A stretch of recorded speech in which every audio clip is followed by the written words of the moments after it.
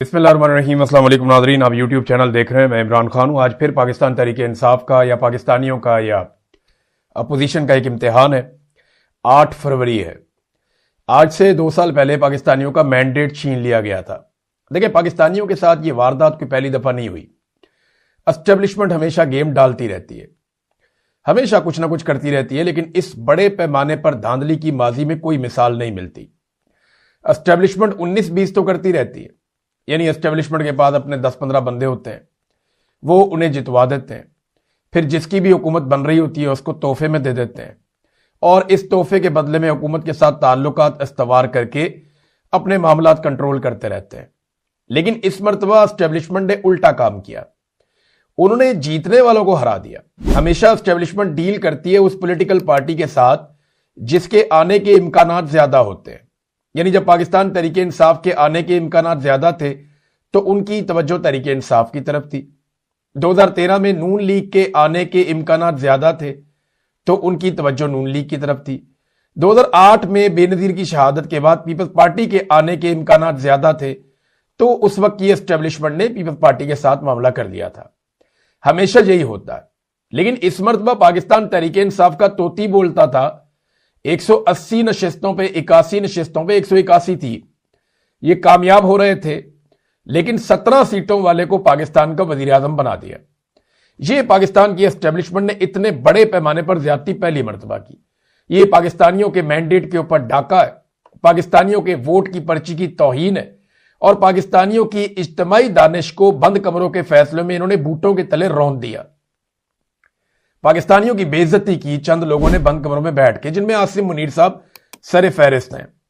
अब एक मरतबा फिर आज इम्तिहान है। पहिया जाम हड़ताल का इन्होंने ऐलान किया पाकिस्तान तहरीक इंसाफ ने, और ये उनकी पहली ऐसी कोशिश है जिसमें वो मुल्क बंद करने जा रहे हैं। इससे पहले इस किस्म की कोई कोशिश इस तहरीक में पाकिस्तान तहरीक इंसाफ ने नहीं की।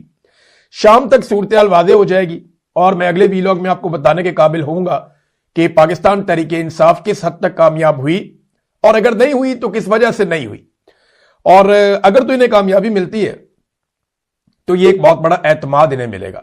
एस्टेब्लिशमेंट को घबराहट तारी हो जाएगी और उसके बाद एस्टेब्लिशमेंट को कोई और रास्ता इख्तियार करना पड़ेगा। पाकिस्तान तहरीक इंसाफ का दबाव बढ़ जाएगा और उनको यह समझ आ जाएगी कि हम मुल्क बंद कर सकते हैं मुस्तकिल तौर पर भी, और फ्यूचर में वो इस प्लान को मजीद रिफाइन कर सकते हैं।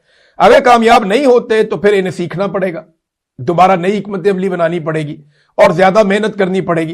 देखिए, इमरान खान ने और कोई रास्ता छोड़ा ही नहीं है लड़ाई के अलावा। इमरान खान ने कोई डील लेने से इनकार कर दिया। अभी हाल ही में दोबारा उन्हें डील ऑफर हुई है, लेकिन इमरान खान साहब डील ले नहीं रहे। देखिए, वजूहात आपको समझनी पड़ेगी। नंबर 1 यह है कि एस्टेब्लिशमेंट को यह बात समझ आना शुरू हो गई है कि जितना मर्जी मारो, ये इमरान खान का जिन बोतल में बंद नहीं कर सकते। जो मकबूलियत का जिन है इमरान खान की, जैसे नौजवान उनके साथ खड़े हो गए हैं, ये इसको खत्म नहीं कर सकते। अभी एक पागलपन वाला इन्होंने कुछ अर्सा पहले फैसला किया कि हम 25 साल तक वोटर की तादाद को ले जाएंगे। इन्हें बताया गया उससे भी ज्यादा फर्क नहीं पड़ेगा। आप जेनजीज की एक तादाद को बीच में से निकाल देंगे तो बाकियों का आप क्या करेंगे? जो इससे पहले वाली जनरेशन है, जनरेशन वाई, उसका आप क्या करेंगे? जो 80 की दहाई में लोग पैदा हुए, 90 की दहाई में पैदा हुए, उनका आप क्या करेंगे? या उससे पहले वालों का आप क्या करेंगे? ये और ज्यादा रिएक्टिव हो जाएंगे और ज्यादा आप मुसीबत में पड़ जाएंगे। इनको ये बताया गया। फिर एस्टेब्लिशमेंट को यह समझ आ गई कि ना मईशत चलती है, ना मुल्क चलता है, ना फैसले हो सकते हैं, ना इज्जत ही बचती है। तो ऐसी सूरत हाल में क्या करें?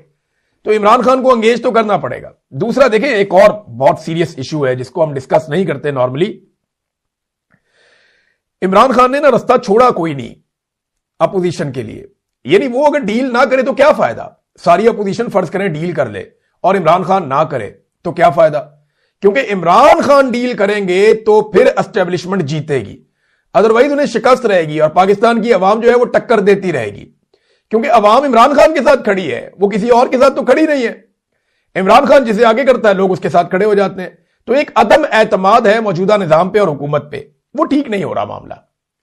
फिर डोनाल्ड ट्रंप जो इस हुकूमत का माई बाप बना हुआ है, हम सब जानते हैं, जिस तरह शहबाज शरीफ साहब उनके जूते पॉलिश करते हैं, शू शाइन बॉय का एक इंटरनेशनल उनको खिताब भी मिला। जैसे आसिम मुनीर साहब, उनको डोनाल्ड ट्रंप को पसंद है, मेरा फेवरेट फील्ड मार्शल है, वो ये कहते हैं। तो ये तो माई बाप बना हुआ था पाकिस्तानी सरकार का, मौजूदा रजीम का। अब वही आदमी खतरा बन गया है।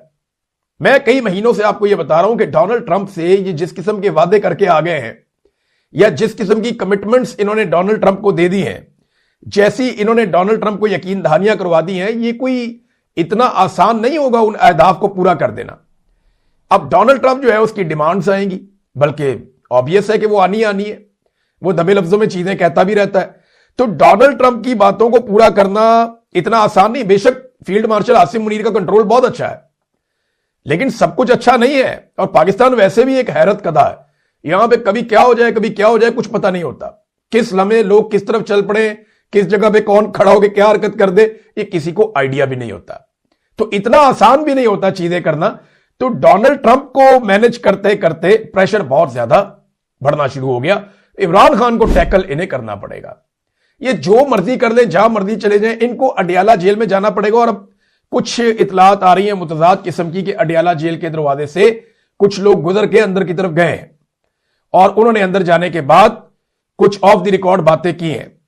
और वो बातें अभी चेमगोइयां हो रही हैं शहर इक्तदार में और इस्लामाबाद रावलपिंडी के मुख्तलिफ हलकों में इस किस्म की खबरें गर्दिश कर रही हैं कि शायद एंगेजमेंट की कोशिश की गई। लेकिन ये खबरें याद रखिएगा हर उस मौके पर आ जाती हैं जब एहतजाज की कोई कॉल चल रही होती है, उसके अलावा नहीं आती।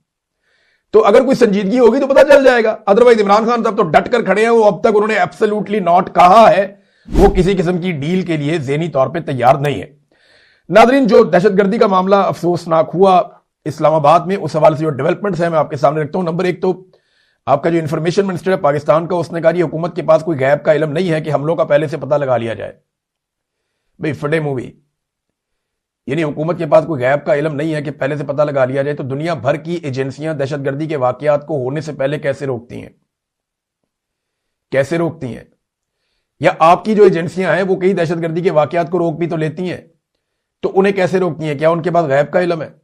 बेशुमार आपके पास टाउट लगे फिरते हैं जिनके पास गैब का इल्म है। वो पहले ही बता देते हैं कि अदालत ने कल क्या फैसला देना है। गैब का इल्म है ना उनके पास। वो पहले ही बता देते हैं कि अब कौन गिरफ्तार होगा, किसके लिए जमीन तंग की जाएगी। वो पहले ही बता देते हैं कि किसकी जबाबंदी की जाएगी। वो पहले ही बता देते हैं कि अब कौन सा जज फारिग होने वाला है, कौन से नया कानून बनने वाला है। ये गैब का इल्म नहीं है तो और क्या है? उनको पहले से कैसे पता चलता है? एजेंसियों का काम ये होता है। ये इंटेलिजेंस एजेंसियां हैं, कोई ट्रैवल एजेंसियां नहीं है। इन्होंने पहले से पता लगाना होता है और इनके पास ऐसे सोर्सेज होते हैं, ह्यूमन रिसोर्स होते हैं और बहुत सारे सोर्सेज होते हैं। इनको टेक्नोलॉजीज अलग अलग किस्म की दुनिया भर की लेकर दी हुई है और इनकी कमांड है पूरे मुल्क के ऊपर। हर कैमरे के ऊपर इनकी कमांड है, कंट्रोल है। हर मोबाइल फोन के डाटा तक इनकी कंट्रोल है। तो जितना कंट्रोल इनके पास है, इंटरनेशनली बहुत कम एजेंसियों के पास इतनी सहूलत होती है जो पाकिस्तान की तरफ ने इनको हर चीज दे दी है। अब तक के लिए इतने, अपना ख्याल रखिएगा, अपने चैनल का भी। अल्लाह हाफिज़।